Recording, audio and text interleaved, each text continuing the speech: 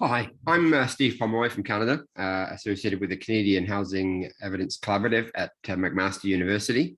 And I'm going to speak a little bit about the rental housing system in Canada and particularly how it's regulated. Just to provide a little bit of context on the Canadian housing system and rental in that, Canada, our home ownership rate's 68%, so two-thirds renters and about one-third owners. Within the rental sector, we separate this between sort of three components. The social rented sector, which is far smaller than that in the UK and in Scotland, and then the private rented sector, which in total is around about 28% of all housing. Is actually constituted of two particular parts. The what we call the purpose-built rental sector, which are structures that were actually built intentionally as rental, generally 3+ units, operated by a mixture of small investors, mid-sized investors, and large corporations. And secondly, the what we call the secondary rental market, which would be much more similar to what you have in Scotland, where this would be individually rented houses, apartments in houses, suites in houses, and increasingly flats for sale, or what we call condominiums, where individual investors have purchased that and are renting it out, not as their principal residence, but as a landlord. So essentially quite a large private rented sector relative to what you would have in the UK, and this distinction between the purpose-built and the secondary part of the market. The secondary market has actually been growing over the last couple of decades, mainly because of the increasing number of multi-residential buildings built as condominiums with investors purchasing the units. And then within the so-called purpose-built sector, there is a variety of types of ownership, from small individual holding companies, we're owning just a few units, mid-sized sort of properties that we tend to identify as mom and pop type operations, and the larger properties, 50+ units, developed by corporations, but in many cases now also purchased and invested by institutional investors and pension funds and that type of thing. Some of the smaller units tend to be also now operating in the vacation market as Airbnb, short-term rentals that are being lost from the permanent rentals. So that's another emerging issue that's quite new. And in terms of the rentals construction, rental development in Canada, as I mentioned, even though a third of us are renters, for the period from the mid-90s right through to about 2015, only about less than 10% of all new housing construction was housing intended for the rental market. We used to create quite a lot of social housing. That stopped in 1994, which is why you see that decline both in the percentage of rental and the number of units early on there. And then quite significant and dramatic, actually, increases in the levels of new rental construction in the last 5 or 6 years. And we see that now getting up to in excess of 70,000 units, which is more or less a third, 32% of all housing construction last year in Canada was actually for the rental market. So we are actually at a point now where we're producing a volume of rental housing equivalent to the proportion of renters in the housing system. So that's a fairly good outcome. So that's sort of a little bit of context. Now, in terms of the regulation of the rental sector, Canada is a federation, so we have 10 provinces and 3 territories, and each the rent regulation, consumer protection kind of legislation is done at the provincial level in Canada, it's not at the federal level, and as a consequence, we have 13 different regimes. There's some commonalities between them, and there are also some differences. And within rent regulation, we tend to have 2 components of that. The first would be sort of consumer protection. So the right to occupy, the conditions under which you can be evicted, for example, and those ones are pretty similar all across the country. So conditions for eviction would be contravention of the lease, nuisance behavior, drug dealing, criminal activity, and not paying your rent and getting into arrears and consequently being evicted.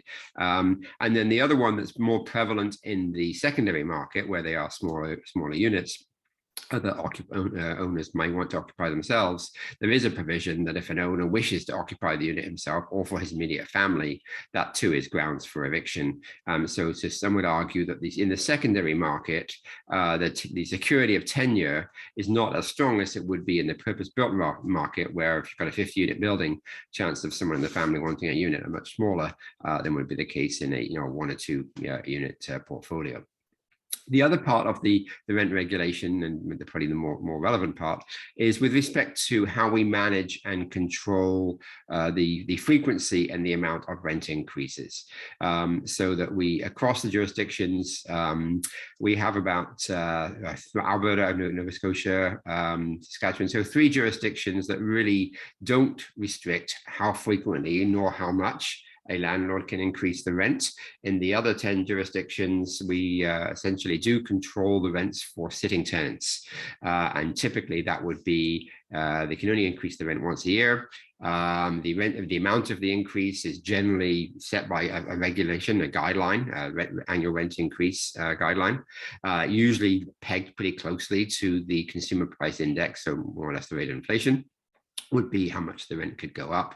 There are provisions for what are called above guideline increases when a major renovation is going on and the asset owner needs to generate more cash flow to cover that financing cost. But in the main, it's limited to the rent guideline. The other part of it, though, is the what we call vacancy decontrol. When a tenant vacates a property, the landlord, pretty well this exists in all provinces now, has the ability to basically reset the rent at whatever the market will bear. So you've kind of got this dual process where sitting tenants are protected, vacated units can float to market, and that seemed to be a reasonable balance between tenant protection and allowing increasing yields and therefore continuing to attract investment and returns for the existing investors in the system. I think sort of over the long term, however, in the last little while, partly because we did have a low level of rental production and we had, as a consequence, had low declining vacancy rates, increasing pressure on rents and rent increases. The interesting piece is we've seen, certainly in certain jurisdictions, the city I live in Ottawa, for example, even though the provincial rent guideline is 2.1% a year in 1918-19, just before COVID, we saw annual rent increases through the survey of the purpose-built rental portfolios that's done by our National Housing Agency. Those rents were increasing 5%, 8% annually. So in a regulated environment, that for the rents to have gone up by 8%, the units that turn over must have gone up by 20-25%, and indeed they did. And that annual survey also tells us the turnover rates, and generally it varies, of course, from city to city, but the national average is around 17 or 18%. So more or less one in 5 rental apartments in the purpose-built part of the sector turn over annually. So there's this constant catching up for the market to be able to increase the rent revenues and make rental investment viable.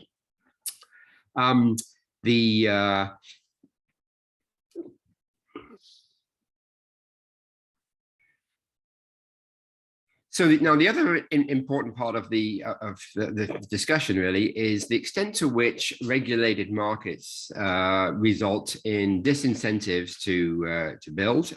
We don't get rental investment, we don't get rental construction, and that therefore actually creates problems in the rental market for a lack of supply. And there's certainly an extensive literature, and I'm sure Steve Malpezzi will speak about this, just in terms of those dynamics of incenting versus disincenting. Now, if we look at the evidence in the Canadian context, that certainly has been a strong argument. And again, because we have this large purpose-built sector and it is populated by a large number of large development corporations and property corporations, it's very well organized, very professional, quite a strong lobby. So it does have quite a strong influence in terms of on politicians when regulatory changes are being considered. So that it is part of the dynamic of a market that has those big players. I suspect more so show them one that's dominated by a lot of small investors, as would be the case in Scotland.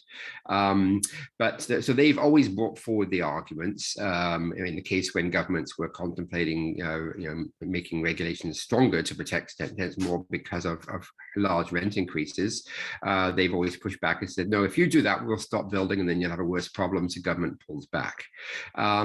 What we have seen is, and at various times, they have lobbied very strongly in favor of, if you actually are more lenient, we will come and build. So indeed, we saw a very significant deregulation in British Columbia in 1983, and again in Ontario in 1998, where the development industry made that case. And then if we looked at the results, we didn't see any significant upsurge in rental construction in the subsequent years. Indeed, in Ontario's case, for 20 years, it didn't happen. And I think in BC's case, the politics at the time, we had a relatively conservative government in place. They deregulated, but there was coming election. There was a fear that the government would change, which it indeed did, back to a more progressive government.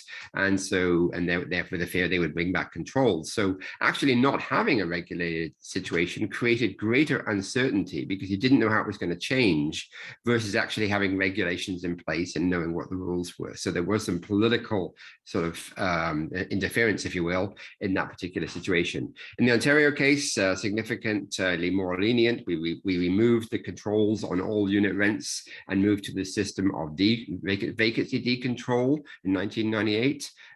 Again, with the advocacy from the industry saying we'll go out and build, and we haven't seen any increase in the level of rent construction until very, very later on, as we saw in the earlier chart. That didn't actually come into play until 2014, 2015, almost 20 years later. So there is evidence in the Canadian context to suggest that the theoretical argument that regulating the markets will have a negative effect and a disincentive effect, but that evidence hasn't really played out in the Canadian context. I think it is important in terms of who are the players in the system. Small-scale investors buying properties as landlords to rent out. They're not in the development business. So the development response is much more significant in a system like ours, where you actually have large-scale corporate organizations running these portfolios and taking development and making the case that they won't build if there's regulation. Yet even in that kind of context, as I mentioned, we didn't see that sort of supply response in return for giving them much more lenient rules. So I'm sure we'll have an extensive discussion on this. I look forward to the discussion with you and the other panelists. Thank you.